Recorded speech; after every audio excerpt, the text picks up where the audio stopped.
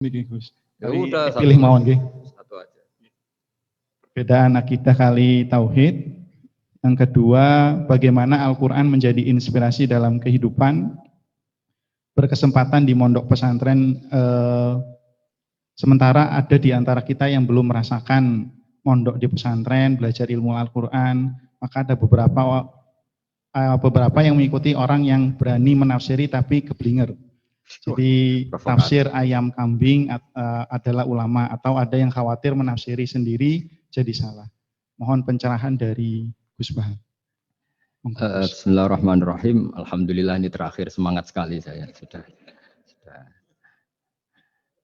Begini ya, jadi kalau biasanya ini sering dipakai Pak Kures ya, sesuatu itu pakai madatul kalimat atau kosakata.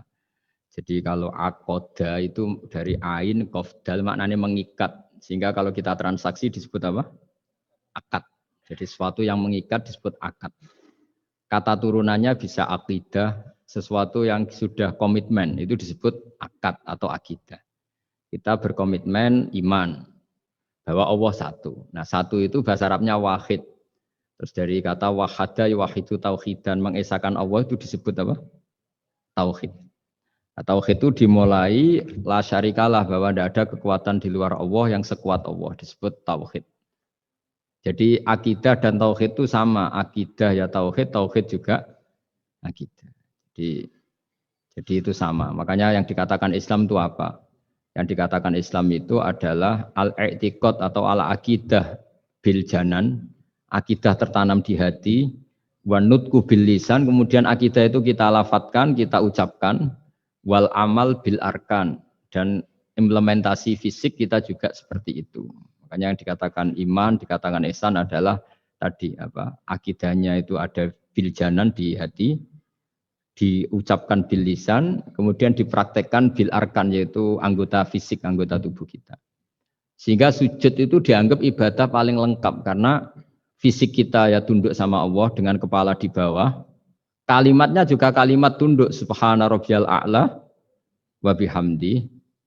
Jadi makanya dilafatkan. Nah, dilafatkan itu penting supaya kuat.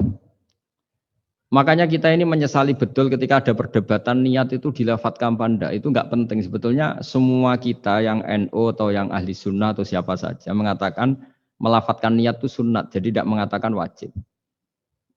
Tapi yang menentang dilafatkan juga kebablasan. Nah, melafatkan saja kok enggak boleh. Makanya dulu itu ada guyonan ketika penguasanya itu niat duhur gimana? Dijawab usolli fardhu duhuri, salah, niat ada di hati. Barang yang satu kuasa, niat duhur gimana? Ditulis niat ada di hati, enggak, yang benar usolli fardhu duhuri. Ya ribet kalau gitu. Jadi akidah dari kata akoda. Akoda itu mengikat. Sehingga disebut akdun nikah, berarti ikatan nikah. Akdul ba' berarti hukum jual beli yang sudah jadi. Ya. Akidah itu kata turunan dari itu. Sehingga maknanya apa? Komitmen kita terhadap agama ini. Komitmen kita terhadap Islam. Apa komitmen yang paling dasar dalam Islam? Tauhid. Mengesahkan Allah bahwa tidak ada Tuhan selain Allah. Nah, terus tadi yang menyangkut tafsir ya. Tidak semua kita pernah mondok. Jawabannya sudah tahu lah kalau tidak semua kita itu pernah mondok. Tapi begini ya. Pesantren itu dulu itu tidak harus seperti ini yang di pondok saya atau di pondok-pondok yang lain. Pesantren itu adalah sistem pengajaran di mana setelah diajarkan itu dirasakan, diamalkan, dijiwai. Sehingga dulu malah nggak ada pesantren yang kayak kita ini. Ulama-ulama dulu ya di rumah ngaji, tapi serius. Sehingga dulu itu memang yang dimulai ini yang adat kampus sebagian itu agak nggak cocok itu menghafal. Kalau kampus itu kadang kuat analisisnya, kalau di pondok itu memang disuruh menghafal. Kenapa menghafal itu menjadi penting? Karena pengembangan itu setelah hafal. Tapi kalau tidak hafal, maka sebenarnya kita tidak pernah mengembangkan agama, mengembangkan pikiran kita sendiri.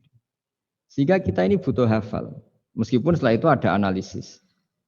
Saya beri contoh misalnya gini.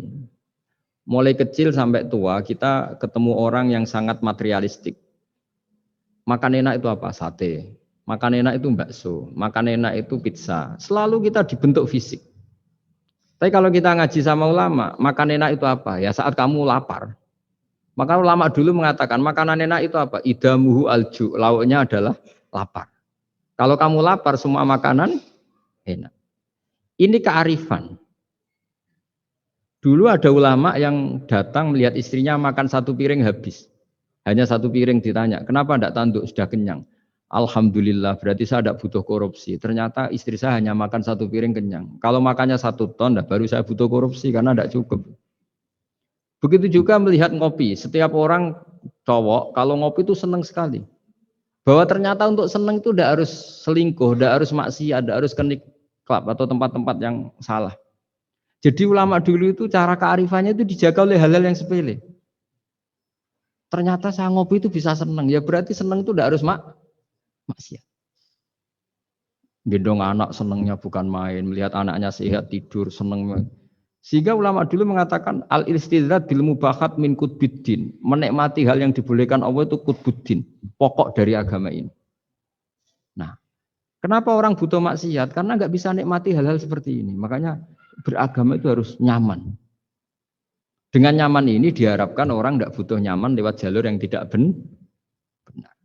Orang ketemu cucunya senang, ketemu anak senang, ngopi senang.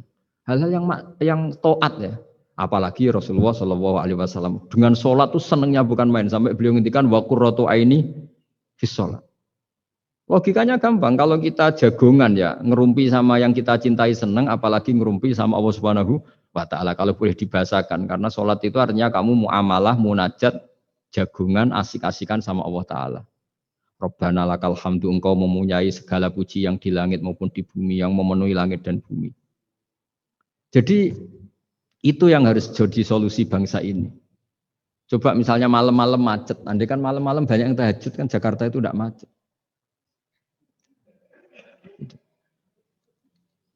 Jadi ulama itu ingin menjadikan taat itu solusi. Makanya kul bi fadlillah bi rahmati fa bidzalika falyafrah.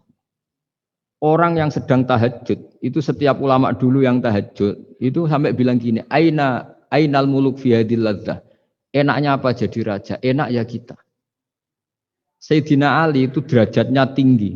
Di antaranya disebabkan beliau kalau wiridan gini, saya hafal wiridannya. Kafani izzan an takuna li robban wa kafani fakhron an aku nalaka abdan. Gusti, saya ini punya nikmat yang luar biasa karena menjadi Tuhan untuk engkau. Zat yang abadi, yang kekal, yang pertama. Coba kalau saya jadi hambanya Fir'aun, Tuhan mati, tenggelam lagi, kan nggak ada kerennya. Udah gitu sekarang jadi tontonan lagi coba. Andai kan kamu punya Tuhan Fir'aun kayak apa tersiknya? Sudah Tuhan mati jadi tontonan. Sudahlah Gusti, keren saya ini karena punya Tuhan engkau, zat yang abadi, yang lahul asmaul husna. Wa kafani fakhron an aku nalaka abdan, dan saya keren sekali karena menjadi budak engkau, menjadi hamba engkau.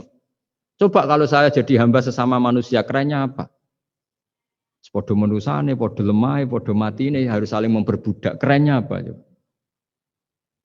Jadi orang dulu itu kalau sudah munajat, makanya Nabi ngendikan wa qurratu aini fis sholat. Kalau sudah sholat tuh nyamannya bukan. Jika masyhur dalam cerita-cerita ketika Umar kena panah dan panah itu bentuknya kayak pancing, kalau ditarik sakit karena bentuknya kayak jangkar itu. Umar minta apa? Nanti tarik ketika aku sholat. Ketika sholat beliau ditarik beliau tidak kerasa. Dan itu harus dilatih.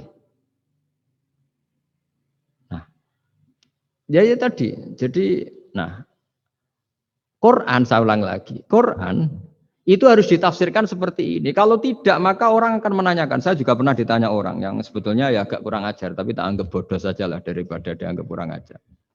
Hebatnya apa Gus? Quran mengatakan wa kulu washrobu, sementara ini kitab suci yang sakral. Kenapa hanya bakas makan dan minum? Saya bilang orang bakas Alphard, bakas Mars, bakas planet Jupiter itu enggak keren karena enggak bakas enggak mati. Tapi kalau orang enggak makan mati, berarti Quran membakas kebutuhan dasar manusia. Jadi mendesak, makan tuh mendesak. Nah, kenapa harus dibahas? Dalam hukum dunia manapun yang namanya mengambil milik orang lain itu harus pamit. Semua alam ini milik Allah, sehingga kita boleh makan tuh nunggu izinnya Allah. Maka Allah dulu yang ngendikan kulu, kamu boleh makan, baru kita boleh makan. Makanya Islam menganjurkan kita makan baca bismillah, itu pamit yang punya. Kamu pernah beli oksigen, kamu pernah beli buah-buahan sama Allah, tidak pernah beli kan? Itu maling semua itu sebetulnya. Karena tidak pamit sama yang punya. Coba kalau itu milik orang lain, kita langsung makan disebut maling enggak? Sekarang kamu makan itu tanpa pamit Allah, kira-kira maling enggak? Kalau kita keras sebenarnya itu maling juga. Makanya kita dianjurkan baca bismillah. Untung Allah baik, enggak ngelaporkan ke polisi. Nah di sini pentingnya kata kulu wasrobu, makanlah dan minumlah. Artinya kalimat ini punya filosofi yang luar biasa. Tapi andekan ini ditafsirkan orang yang enggak ngerti Quran, enggak ngerti tafsir, enggak punya adzauqus salim, rasa yang baik, maka memang ya ngomong Quran harus ahlinya, sehingga kualitas kulu wasrobu itu luar biasa. Saya sering sujud syukur karena ayat itu, ya Allah betapa baiknya engkau mengizinkan kita makan rizkimu. Hanya modal baca apa? Bismillah. Sudah gitu oleh ulama dikatakan bismillah hanya sunat, kalau enggak juga enggak apa-apa, cuma sedikit kurang ajar lah ngomong. Tapi kalau kamu tidak ahlinya, maka terus malah tanyanya tadi, loh Quran yang katanya hebat kok hanya bakas makan dan minum. Coba misalnya kemarin itu hebat. Coba sudah kamu kemarin tanpa makan. Tetap pokoknya itu makan. Ketika orang mau menjajaki, mau nempat di Mars atau Jupiter, pertanyaannya apa? Di sana ada air enggak? Ada makanan enggak? Penelitian pertama apa coba? Di sana ada makanan enggak? Iya kan? Yang pokok berarti apa? Makan. Itu kira-kira contohnya Quran yang dibaca ahlinya. Itu nanti dengan kualitas seperti itu, pemahaman seperti itu. Udah jangan macam-macam lagi.